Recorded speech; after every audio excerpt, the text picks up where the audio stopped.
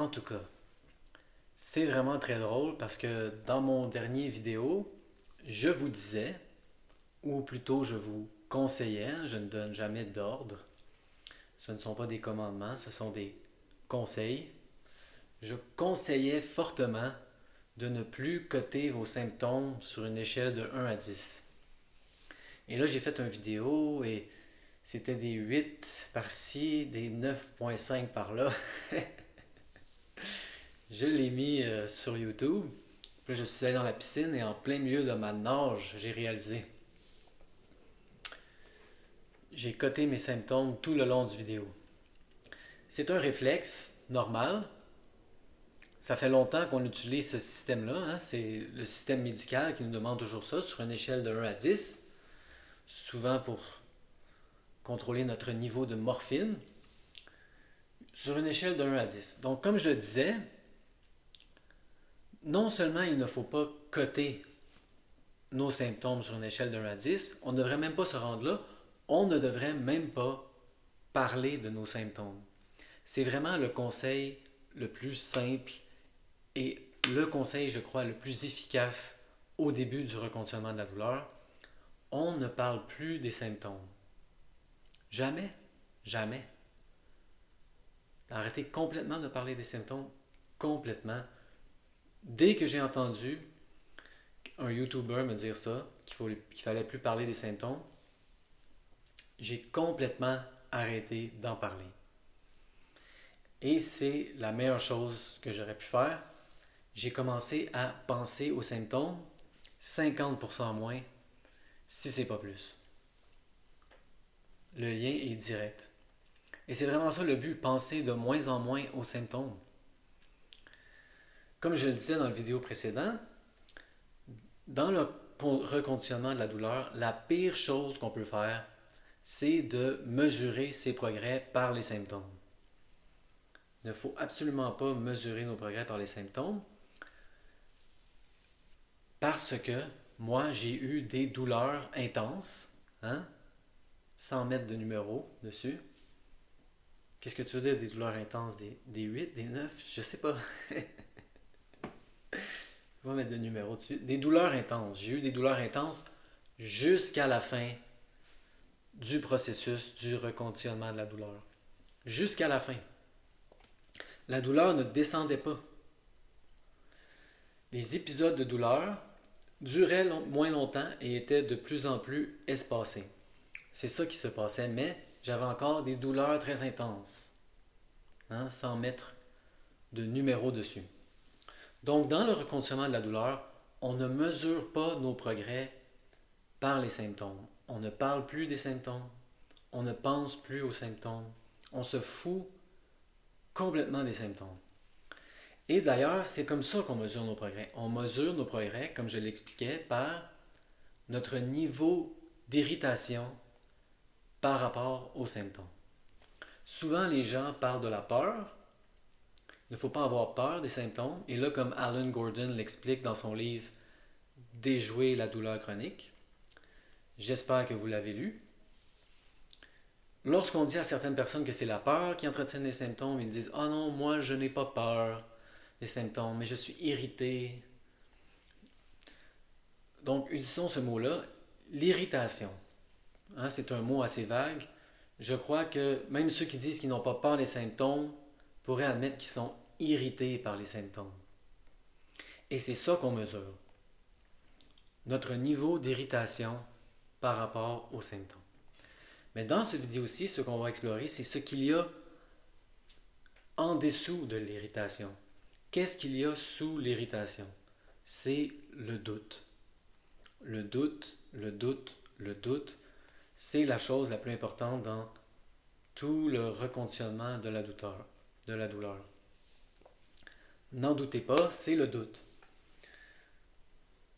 En cas de doute, dites-vous, c'est le doute. Hein? C'est ça la clé du reconditionnement de la douleur. Donc, si vous êtes une personne qui dit être convaincue que vos symptômes sont neuroplastiques, mais que vous êtes irrité par vos symptômes, Réalisez de plus en plus la corrélation entre les deux. Votre niveau d'irritation trahit votre niveau de doute. C'est aussi simple que ça. Moi, je me souviens, au début du reconstruction à la douleur, j'avais ce que j'appelais mes bons vieux symptômes. Ceux qui étaient là depuis longtemps. Et j'étais, à un moment donné du processus, convaincu à 100%, 110% que c'était de la douleur neuroplastique. Et donc, même si j'avais des sensations très intenses, hein, ne pas appeler ça de la douleur, des sensations, ne pas donner de cote sur 10, on va appeler ça des sensations intenses. Je n'étais nullement irrité, parce que j'étais convaincu à 100% que c'était neuroplastique. C'était mes bons vieux symptômes. Oui, je le sais, ça c'est neuroplastique. Je ne m'inquiétais nullement. Nullement. Même avec des douleurs très intenses. Là où mon irritation faisait surface, c'est avec les nouveaux symptômes. On a mal au genou gauche depuis tellement longtemps. On a beaucoup de cas d'exception. On le sait que c'est neuroplastique. On est convaincu. Tout d'un coup, le genou droit. Qu'est-ce qui se passe dans ce cas-ci? Le cerveau essaie de nous avertir qu'il y a du danger. Nous ne sommes plus inquiets de notre symptôme dans le genou gauche. Nous ne répondons plus à ce signal de danger avec inquiétude. Le cerveau veut nous avertir qu'il y a du danger, donc il va nous envoyer un signal à un nouvel endroit pour nous faire réaliser qu'il y a bel et bien du danger. Et évidemment, nous tombons plus souvent qu'autrement dans le piège. Ah non, je sais que le genou gauche c'est neuroplastique, mais le genou droit, peut-être que c'est structurel. J'ai beaucoup fait dernièrement. J'ai marché 25 minutes et j'ai passé l'aspirateur. Quand on est au début, c'est des choses comme ça. C'est sûrement pas structurel. Donc, de plus en plus réaliser le lien entre votre niveau d'irritation et votre niveau de doute. Plus vous êtes irrité, plus vous doutez. Si vous étiez sûr à 100% que c'est neuroplastique, vous ne seriez pas irrité parce que vous sauriez qu'il n'y a aucun danger. Ça vaut la peine de le répéter, ça. Maintenant, parlons d'une autre facette du doute. Il y a des gens qui sont convaincus à 100% que c'est neuroplastique, mais ils doutent qu'ils vont être capables d'éliminer leurs symptômes. Alors ça, c'est une autre facette du doute. Qu'est-ce qu'il faut faire avec cette facette du doute? Il faut aller en dessous, il faut soulever la roche et réaliser qu'il y a beaucoup de choses, il y a beaucoup de bébites qui grouillent en dessous de ça, beaucoup de phénomènes émotionnels très vieux. Le sentiment de ne pas être capable, le sentiment de ne pas être assez, le sentiment d'être inadéquat. Dans le fond, on doute de nous-mêmes. Si vous réalisez que c'est neuroplastique, mais vous n'êtes pas sûr que vous allez être capable, vous doutez de vous-même. Et ça, ce n'est sûrement pas récent dans votre vie. Ça n'apparaît pas du jour au lendemain. C'est quelque chose qui apparaît peu à peu. Le manque de confiance, le doute envers nous-mêmes. Mais évidemment, ces deux facettes-là sont deux faces de la même médaille. Ne sont pas séparées. De plus en plus, voyez le lien entre le doute que vous avez envers vous-même et le doute que vous avez pour considérer si c'est neuroplastique. Les deux sont souvent beaucoup plus liés qu'on le réalise. Donc de plus en plus réaliser qu'il n'y a qu'une seule médaille du doute avec deux facettes. Est-ce que c'est structurel ou neuroplastique? Neuroplastique, structurel, toujours ce doute-là qui cache l'autre facette de la médaille du doute, c'est-à-dire le doute envers nous-mêmes, le manque de confiance, le sentiment d'être inadéquat. Donc, j'espère que cette vidéo a été utile. Ça vaut la peine de récapituler parce que c'est un message, dans mon cas, que j'ai dû entendre à maintes reprises, à maintes reprises. On ne parle pas des symptômes. On ne code pas nos symptômes sur 10. On ne pense plus aux symptômes. On se fout complètement des symptômes. Les symptômes ne sont pas importants. Ce n'est pas ça qu'on mesure dans le reconditionnement de la douleur.